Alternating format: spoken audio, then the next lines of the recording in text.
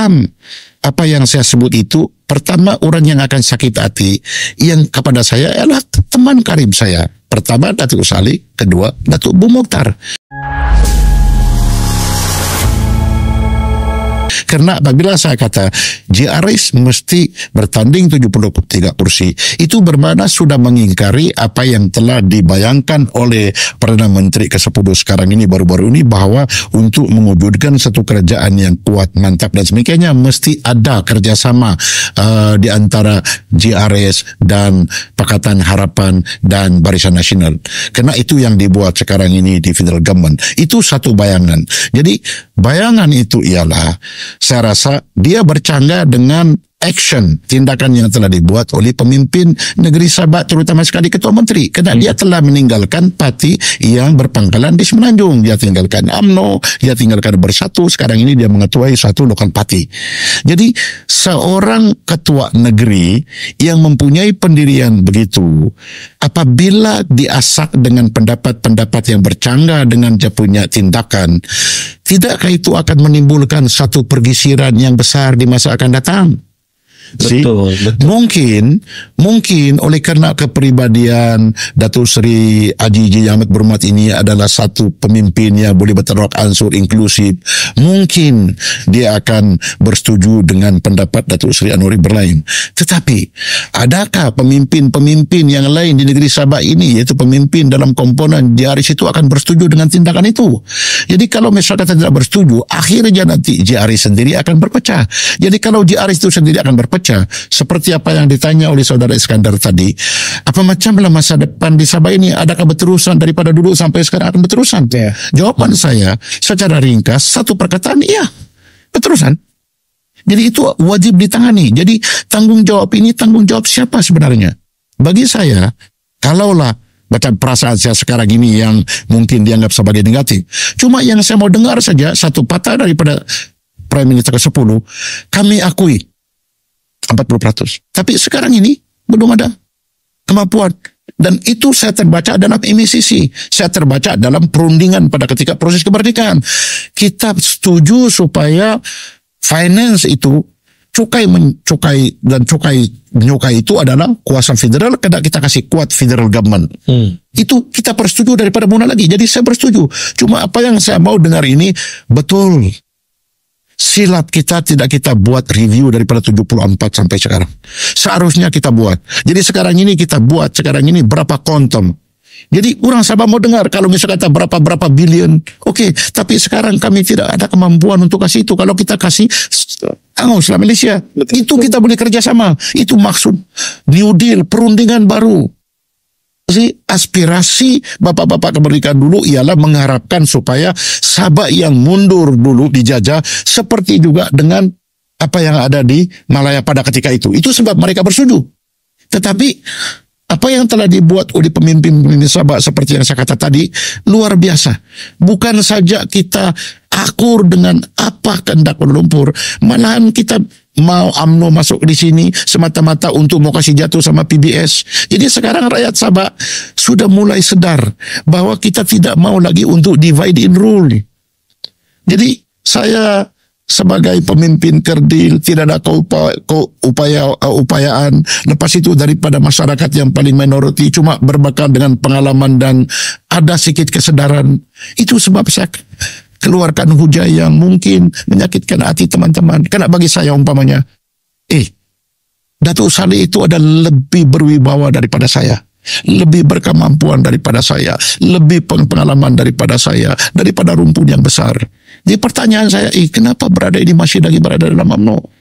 Jadi saya tidak boleh paksa kawan-kawan. Cuma kesadaran saya bahawa enough is enough. Sudahlah. Kalau saya anggap diri saya itu ikut kepada parti besar seperti apa yang Tun Mustafa cakap dulu, kita sekarang ini terpaksa tinggalkan USNO. Kenapa satu kapal kecil kita mau ikut kepada satu kapal besar? Jadi sudah kita ikut dalam kapal besar itu. Rupanya itu kapal besar, dia punya destinasi adalah satu destinasi yang sudah difix, ditetapkan untuk agenda satu pihak saja. Jadi kalau destinasi itu tidak ada dia macam minibus, tidak ada berhenti-berhenti di jalan. Setidak-tidak ambil passenger daripada Sabah ke Kota Kinabalu, daripada mana, macam mana? Mau lagi kah kita ikut sama kapal besar itu, yang sedangkan destinasi dia adalah bukan destinasi yang sama dengan aspirasi kita. Jadi sekarang ini saya coba membaca aspirasi anak-anak muda di Sabah. Jadi kalau aspirasi mereka itu adalah berbeza dengan aspirasi dulu, itu yang harus kita akur. Mesti itu yang kita harus tangani. Karena kalau kita tidak tangani, akan menjadi masalah besar di masa akan datang. Saya tidak terfikir di suatu ketika dulu bahwa Barisan Nasional akan kalah, UMNO akan kalah. Saya tidak terfikir dalam hidup saya. Kalah.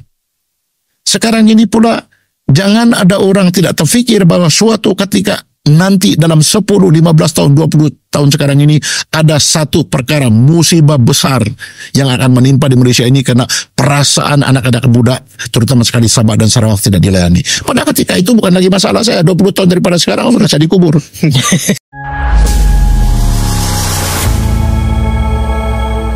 Oke, ini pendapat pribadi saya. Dan sebimbangnya dalam pandangan,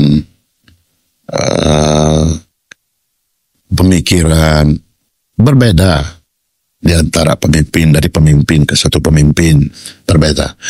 Tapi pandangan saya ini ialah jelas, yaitu kalau dahulu tidak ada rujukan bagi Sabah apa yang perlu dibuat, payah. Sekarang ini ada rujukan seperti Saudara Iskandar sebut tadi. Sekarang ini orang Sabah semua paham, kenapa Sarawak boleh buat, kenapa kita tidak boleh buat. Jadi bagi saya, masalah yang dihadapi sekarang ini oleh Yang Amat Berhormat Perdana Menteri, Ketua Menteri Sabah ialah begini, yaitu kalau daripada body language, daripada kenyataan-kenyataan akhbar, daripada menteri-menteri sekarang, terutama sekali menteri dalam PJR sini, seolah-olah mereka bersetuju bahawa pada waktu pilihan raya ke-17 nanti, mesti pengagihan kursi itu di antara JRS dan PKR dan UMNO BN. Dan mungkin siapa saja sekarang ini yang dalam kerjaan perpaduan ini, mesti juga diagi kursi. Ya, apa ini yang seadil-adilnya, yaitu APCO masih diberi, PBRS akan diberi, di samping itu 7 komponen. Karena itu kerajaan perpaduan di sana, warisan pun masih diberi. Tetapi sebagai pemimpin yang realistik, itu tidak akan mungkin berlaku. Tidak akan berlaku. Yang tidak berlaku umpamanya macam USNO sudah saya buat kenyataan secara jelas bahwa sebaik-baiknya mesti JRS bertanding 73 kursi. ECPP telah buat kenyataan seperti demikian. Begitu juga dengan staf buat kenyataan seperti demikian. Yang cuma belum buat kenyataan itu adalah 4 buah parti lagi yang lain termasuk PJRS. Tetapi setahu saya semua rata-rata perasaan rakyat negeri Sabah itulah yang mereka mau. Dan begitu juga saya boleh baca perasaan semua pemimpin di Sabah ini termasuk PJRS, Ketua Menteri itu yang dia mau. Tetapi kemauan itu adakah nanti kita berani untuk terjemahkan kemauan dalam hati itu? Kenapa bila isi hati kita dan pemikiran kita tidak akan kita zahirkan, kita akan jadi gila. Jadi, iya, itu pendirian saya, itu kita jadi gila. Jadi, bagi saya, kalaulah saya misal kata yang ditanya apa yang saya harus buat, oke, saya runding New Deal, bermana saya runding dengan PMX 10. Bolehkah orang Sabah dikasih kelonggaran? Kami bertanding JRS. Karena ini mau akses sama sejauh mana itu orang Sabah akan ikut ke tidak. Tapi pada masa yang sama, PKR kalau bertanding, bertandinglah. UMNO kalau bertanding, bertandinglah. Warisan bertanding, bertandinglah. Karena itu ada pilihan raya. Dia terbuka. Kau terbuka bertanding. Jadi sekarang ni balik kepada pendirian kita tu sebagai PJRS selaku parti sebagai JRS, parti memang yang solid. Kita gambarkan solid sebagai kesatuan anak Sabah dan rakyat Sabah tu sendiri yang sepatutnya lebih berani dan tampil tu Datuk Tan Sri. Ya, itu aspirasi yang saya rasa aspirasi rakyat Sabah, terutama sekali generasi muda. Itu yang saya boleh rasa. Dan suara itu memang suara nyaring, memang itulah itu. Tetapi sama ada pemimpin-pemimpin utama di Sabah ini, termasuk warisan dan semualah lokal parti, sama ada suara itu dapat kita gabungkan dan kita kesampingkan dengan perasaan masing-masing bahwa itulah matlamat kita yang sebenar. Itu yang saya mau. Sama ada itu akan berlaku atau tidak seperti Sarawak, itu wallahu alam. Jadi pun demikian saya belum putus asa. Saya karena apabila saya nampak saya punya ketua menteri ini, dia ini sebenarnya orang berani, tetapi keberanian dia bukan yang hari-hari dia berteriak-teriak macam Pandika Ramin ataupun buat kenyataan yang provokasi. Dia tidak, dia tenang. Saya nampaklah dia ini macam sifat, kalau boleh macam, kalau saya bandingkan dengan keberanian kerabau umpamanya. Ini kerabau sebelum dia bertanduk, macam bertanduk begitu, dia tunduk dulu. Dia buat posisi. Jadi saya nampak saya punya ketua menteri ini, dia bersifat begitu. Dia tunduk, tetapi datang masa dia menanduk. Karena kalau yang amat berhormat Datuk Seri Ajiji ini tidak berani, dia tidak akan tinggalkan itu UMNO. Dan apabila dia berhijrah, dia bersatu, pada ketika itu betul, waktu dia berhijrah, mungkin Perdana Menteri itu adalah bersatu. Tetapi kenapa dia berani tinggalkan bersatu itu? Dia tinggalkan bersatu, selepas itu dia mengepalai satu lokal parti. Itu adalah satu tindakan bagi saya yang lebih nyaring daripada suara-suara Pandika Ramin ataupun suara Yong Tekli ataupun suara Jifri. Nyaring. Karena dia buat action. Jadi saya tidak heran pada pilihan raya akan datang nanti, dia juga yang akan berdiri mengapalai bahwa okay, let's have a friendly match. GRS bertanding 73 kursi, DIP kau tandinglah berapa kau punya kursi, PKR kau sawinang-winang tanding berapa, warisan kau tanding. Selepas pilihan raya nanti, siapa saja parti yang ada kelebihan sedikit, berundinglah siapa ketua menteri. Karena sebenarnya amalan demokrasi ini di mana-mana di dunia pun adalah itu. Cuma konsep Barisan Nasional dulu yang kita ketahui ialah sebelum pilihan raya pun kau tahu sudah siapa yang menjadi menteri kerja raya. Memang semi value. Siapa yang menteri pendidikan, kadang-kadang Sarawak, kadang-kadang siapa menteri pertanian. Sudah kita tahu. Jadi saya di suatu ketika dulu pernah mengeluarkan kenyataan. Saya kata, gabungan parti-parti besar ini seolah-olah kau adalah satu big bully. Tidak ada parti baru yang dipimpin oleh anak muda yang orang ada wibawa, ada pendekatan. Tidak ada peluang sama sekali. Karena ada satu sana big bully yang sudah pun kuat, dikasih kuat lagi. Lepas itu siapa saja yang lawan dipijak-pijak. Itu perasaan hati kecil saya. Dan itu harus berubah. Kita harus ubah perkara itu. Karena sudah pun kita nampak bahwa Barisan Nasional yang begitu kuat telah berubah. Siapa yang ubah? Pemimpin-pemimpin Barisan Nasional itu sendiri.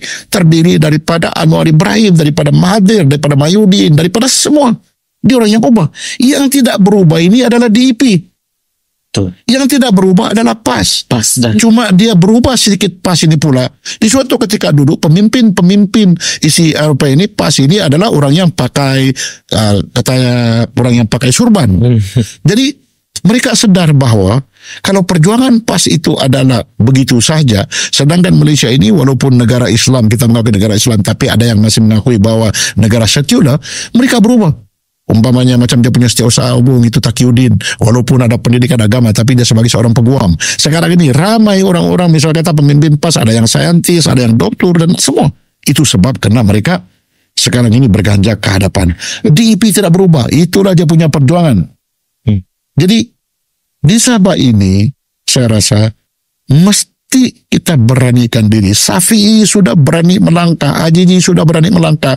Jadi bagi saya, kenapa harus langkah yang sudah kau orak itu terpaksa kau berhenti lagi? Berjalan, terus jalan, terus jalan, terus jalan. Kadang-kadang saya tertanya kepada diri saya, bolehkah PMX boleh berucap apa yang dia buat pada 4 hari bulan Ogos itu di Sabah, di ICC, bolehkah dia buat di Sarawak? Jadi saya dengar baru-baru ini, pada ketika waktu apa yang sport diadakan di Sarawak baru-baru ini, Sukma. Ya. Tidak ada ucapan-ucapan seperti begitu. Mungkin PMX akan marah kepada Pandika Ramin. Tidak apa. Andika Ramin dia marah, bukan juga saya relevan dalam politik Malaysia ini. Saya bukan ada pengaruh apa-apa. Tidak ada. Dia marah sama saya, boleh dia marah kepada saya.